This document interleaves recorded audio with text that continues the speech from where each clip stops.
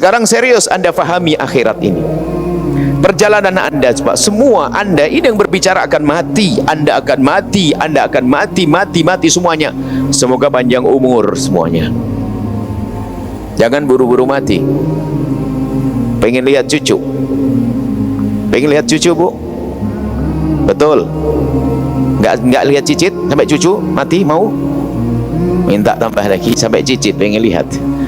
Oke. Semua akan mati, lihat. Saya akan mati.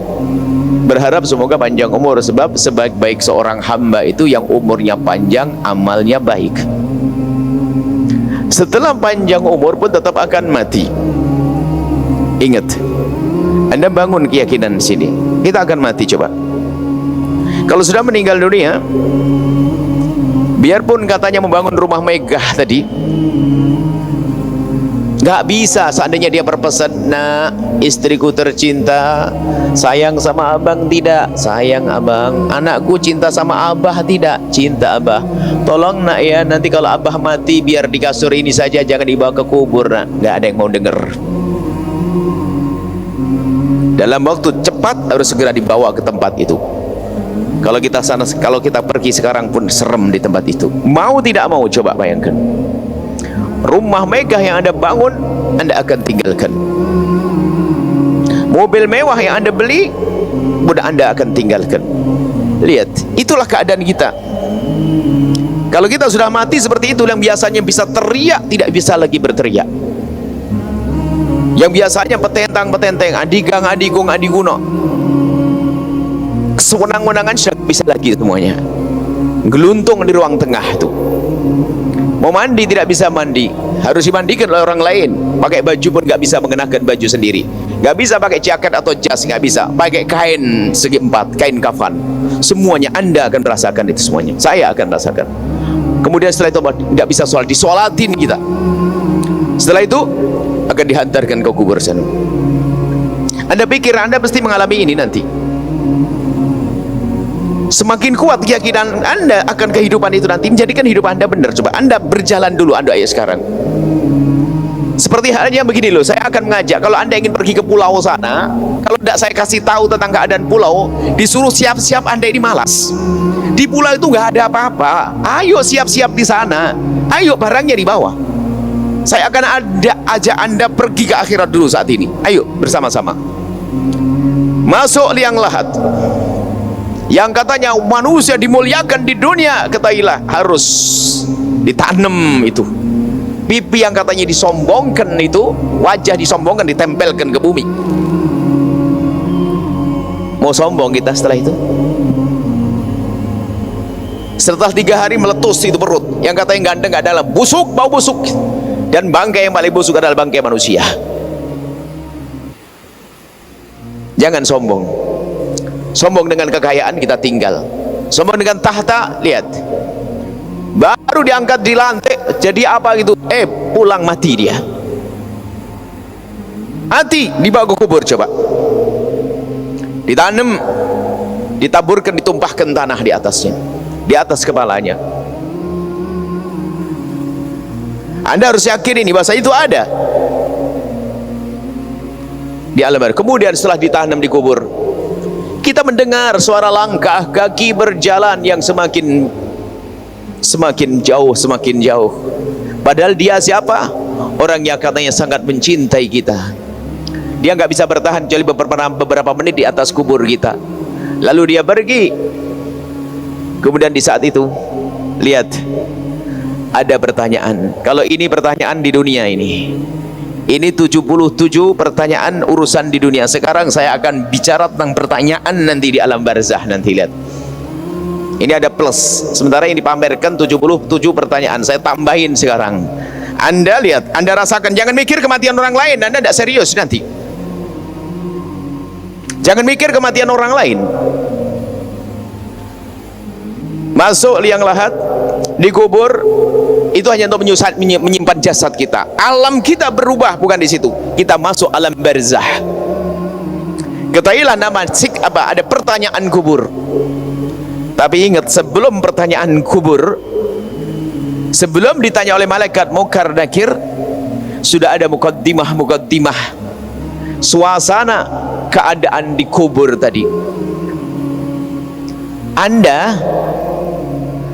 yang orang baik seperti ini, lihat, di saat berada di alam kubur Anda tidak merasa ketakutan, tidak merasa gentar di alam barzah, karena tiba-tiba ada yang datang kepada Anda, lalu Anda bertanya, karena menjelma dalam bentuk yang sangat indah, yang sangat bagus, lalu Anda bertanya, siapa engkau? Maka sesuatu yang Anda lihat bagus tersebut berkata, aku adalah solat yang pernah kau lakukan dulu. Lalu datang lagi, siapa engkau?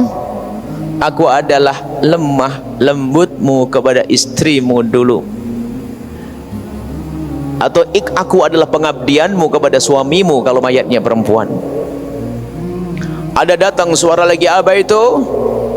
Aku adalah bantuanmu kepada fakir miskin.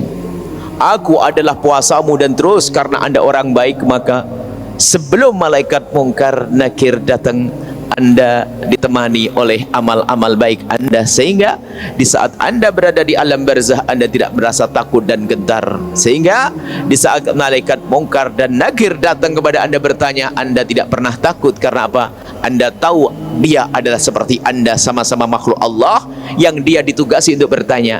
Dan di saat Anda bertanya, begitu mudahnya Anda menjawab. Anda begitu mudah menjawab, man rabbuk, Allahu rabbi, dan seterusnya dan seterusnya. Kemudian malaikat pemerintah menyerahkan Anda kepada malaikat agar diberi kenikmatan surga sampai nanti dibangkitkan di padang mahsyar. Belum lagi dilanjutkan kisah di padang mahsyar. Karena Anda orang baik, maka di padang mahsyar pun Anda tidak pernah merasakan kesusahan seperti yang selama ini Anda dengar kisah keadaan padang mahsyar. Bahkan karena Anda orang baik, bicara amal-amal baik dan seterusnya, maka ternyata Anda melewati padang mahsyar adalah dengan cepat hingga menyeberang Shiratal Mustaqim, lalu Anda masuk surga Allah. Akan tapi di sana ada satu, di kubur yang lainnya, wahai hamba Allah, di kubur yang satunya lagi, mulai dari dimandikan, disolati, diantarkan ke kubur, ternyata sebelum malaikat mungkar nakir datang, ada sesuatu yang sangat menyeramkan yang datang kepadanya, dan itu menakutkan sekali. Dia ketakutan. Lalu orang itu bertanya kepada suara apa ini, engkau siapa? Suara itu menjawab adalah, aku adalah zakat yang tidak pernah kau bayar dulu. Aku adalah solat yang pernah kau tinggalkan dulu. Menyeramkan. Aku adalah zina yang pernah kau lakukan dulu. Aku adalah kezalimanmu kepada istrimu dulu. Aku adalah pengkhianatanmu kepada suamimu dulu. Aku adalah dosa-dosa datang menakutkan. Anda bayangkan itu kehidupan di alam barzah nanti, hingga datanglah malaikat mungkar nakir. Dan di saat ditanya oleh malaikat mungkar nakir, dikatakan bahwa suaranya lebih lantang dari halilintar. Anda dalam kesunyian malam, kalau mendengar suara semacam itu, kalau mendengar suara, Anda akan ketakutan. Bagaimana jika Anda mendengar suara apa? Suara kayak halilintar. Ini pernah kami sampaikan di tempat yang berbeda, cuman kami akan lebih khusus kami sampaikan dengan pertanyaan ini. Nah, di saat seperti itu lihat orang ketakutan, tersiksa. Lah ini kenapa perbedaan orang ini? Ketakutan sampai nanti gak bisa menjawab, lalu oleh malaikat diserahkan, wahai malaikat, ini orang gak benar, kasih siksa, diambilkan daripada siksa neraka hingga sampai dibangkitkan di padang mahsyar. Tersiksa ketakutan, dan seterusnya. Baik, ini keadaan. Lalu kalau orang sudah mengerti seperti itu, ternyata yang menjadikan kita tentram damai adalah sholat, puasa, zakat, dan amal-amal yang lainnya. Amal-amal yang lainnya. Di saat kita meyakini itu semuanya, karena bekalnya hanya itu, yang kita bawa bekalnya itu, maka kalau orang faham, makanya kata Nabi, orang cerdas itu orang yang selalu mengingat kayak begini nih. Karena dia menyadari, maka dia pasti akan berbekal di saat di dunia. Dia tidak akan malas lagi melakukan sholat. Ingat, hati-hati yang pernah meninggalkan sholat. Sholat akan datang dengan sholat yang kita tinggalkan akan datang menjadi sebab kita diseksa. Puasa, zalim pada istri, zalim pada suami, dengan bermacam-macam model zalim. Ada istri memperbudak suami dengan alasan cinta dan sebagainya. Memperbudak, enggak begitu.